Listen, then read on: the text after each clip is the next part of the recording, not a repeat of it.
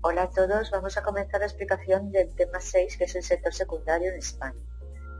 Lo primero que tenéis que saber es que aquí tenéis un CEMAP donde apretando, ¿vale?, os aparecen los diferentes aspectos que tenéis que ir abriendo. Yo ya los tengo abiertos para explicarlo más rápidamente. En primer lugar, tenemos que hablar de las materias primas. Esto es muy fácil. Si apretáis aquí y luego apretáis aquí, simplemente veréis el concepto de materia prima. De todas formas, primero, respecto al sector secundario, aquí tenéis un vídeo de YouTube donde habla de la organización industrial. Bueno, acordaros que el sector secundario es aquel que transforma las materias primas en productos elaborados o semi-elaborados utilizando fuentes de energía. Aquí tenéis las diferentes materias primas. Es un cuadro que tenéis en el tema, donde aparecen por un lado las materias primas, son esos productos que el sector secundario, las industrias, transforman. Y pueden ser de dos tipos, las materias primas de origen orgánico o de origen mineral. Aquí tenéis explicadas las de origen orgánico y aquí las de origen mineral. Simplemente le echáis un vistazo y aquí tenéis un mapa donde aparecen los diferentes, algunos tipos de materias primas. Acordaros de la diferencia, son todos recursos naturales, pero estos serían de origen orgánico, que provienen sobre todo de la actividad agraria, forestal y ganadera, y estas serían de origen mineral. Dentro de las minerales hay que diferenciar las metálicas, las no metálicas, las rocas industriales y los minerales energéticos, que estarían ya dentro del concepto de fuente de energía. Vamos a pasar ahora a las fuentes de energía. La fuente de energía también es imprescindible, yo ya lo tengo abierto, os lo voy a abrir. Es un concepto y es imprescindible para la transformación industrial. ¿Vale? Son los recursos que proporcionan fuerza necesaria para llevar a cabo un trabajo, y en el caso concretamente de las fuentes de energía, pues nos sirven para, evidentemente, transformar las materias primas y llevar a cabo el proceso industrial. Tenemos dos tipos de fuentes de energía: las primarias, que no han sufrido ninguna transformación, y las secundarias, como la electricidad, que sí que ha sufrido una transformación. La mayoría de la electricidad se obtiene de centrales térmicas y utilizan los combustibles fósiles para crearla: carbón, petróleo o gas. Vale. Luego tenemos, además de primarias y secundarias, tenemos también otro tipo, otra clasificación: las renovables y no renovables. Acordaros, se agotan las no renovables y ya lo hemos dicho, primaria y secundaria. Vale. Respecto a las fuentes de energía primarias, tenéis que hablar del carbón, del petróleo, del gas y de la nuclear y de la hidráulica, pero sería renovable. Entonces, hasta la utilización del petróleo, hacia 1850, se empieza a nivel mundial a utilizar el petróleo con la segunda revolución industrial, pero en España no se utilizará hasta 1960 más o menos. ¿Y por qué? Porque hasta esa fecha se utiliza sobre todo carbón e hidráulica. El motivo principal es que Franco cierra España. Bueno, España produce la segunda revolución industrial con mucho retraso, y entonces se junta prácticamente con la primera, y entonces evidentemente esto hace que se utilice sobre todo el carbón.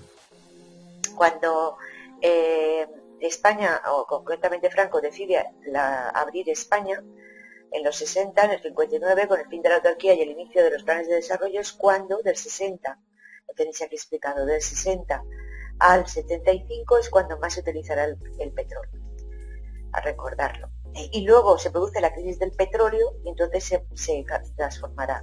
Entonces se utilizará de nuevo o bien el carbón o bien aparecerá el gas. El contaminante, pero menos que el carbón o el petróleo. Y por lo tanto, bueno, pues se utiliza más y cada vez más. Y luego tenemos la energía nuclear. La energía nuclear se empieza a utilizar en España también a partir del 75 con la crisis del petróleo y hasta el 84. ¿Por qué hasta el 84? Porque la sociedad se organiza por los peligros de la energía nuclear, y entonces esto hace evidentemente que consigamos la moratoria nuclear. ¿Eso qué es? Pues eso es, a través de la política nuclear no gracies, se establece que cuando se vayan quedando obsoletas las centrales térmicas, pues irán cerrando y no se construirá ninguna más a partir del 84, es la moratoria nuclear. Y la hidráulica, como ya hemos dicho, se utiliza siempre a lo largo de la historia. Las renovables, pues somos bastante, no estamos a la cola de Europa, sino más bien estamos bastante bien con respecto a las energías renovables.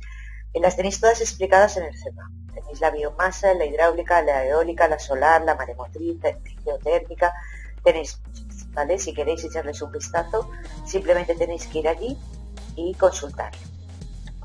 Vale. Ahora vamos a ver más cosas sobre las fuentes de energía. Bueno, en España nos regimos por una política energética que es la PEN y la PER. Primero tendríamos que hablar de la PEN. Las PEN son las políticas energéticas nacionales y las PER son las políticas energéticas de energías renovables. Vale. Os podéis leer la explicación que pone aquí. Se trataría evidentemente de, como objetivo principal, ahorrar la energía, sustituir el petróleo por otras fuentes de energía y fomento de la investigación. Y la PER lo que quiere fomentar evidentemente es la utilización de energías renovables. Me interesa que veáis esta tabla estadística en donde aparecen 3 columnas. Aparecen 4 columnas. La primera se refiere a las fuentes de energía, tipos.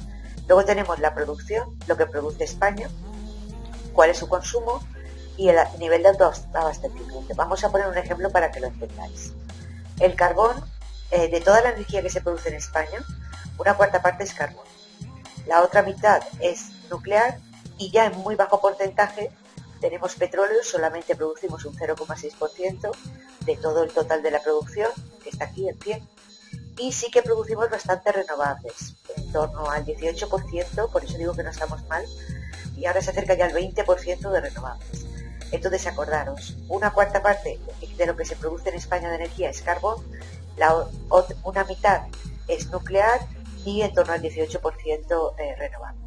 Ahora bien, ¿qué se consume en España? Pues en España se consume, de toda la energía que consumimos en España, un 15% es carbón, la mitad de la energía que se consume en España es petróleo, el gas natural se va consumiendo cada vez más, porque hemos dicho que es bastante más limpia, en torno al 20% de toda la energía sería de consumo gas natural, un 10% nuclear y en torno a un 4% de renovables. Entonces, ¿qué nivel de autoabastecimiento tenemos? En general, de toda la energía que consumimos, solamente el 20% nos llega, la producimos nosotros. Es decir, el otro 80% tenemos que importarlo. Y esto hace que nuestra balanza de pago, nuestra balanza comercial sea muy negativa. Por culpa de tener que importar, sobre todo, fijaros, el nivel de autoabastecimiento de las renovables es al 100%, es decir, todo lo que producimos lo consumimos. El nivel de autoabastecimiento de la energía nuclear, es decir, de ese 10% de energía nuclear que se consume en España del total, se produce en España. Luego también el nivel de autoabastecimiento del carbón no es muy alto. Acordaros que el carbón es de baja calidad, está a mucha distancia con respecto a la superficie y por lo tanto importaríamos en torno al 70% porque solamente tenemos un nivel de autoabastecimiento del 31%. Y lo que importamos prácticamente en su totalidad y tenemos un nivel de autoabastecimiento muy alto que hace que solamente tengamos de media el 19% sería el petróleo y el gas natural.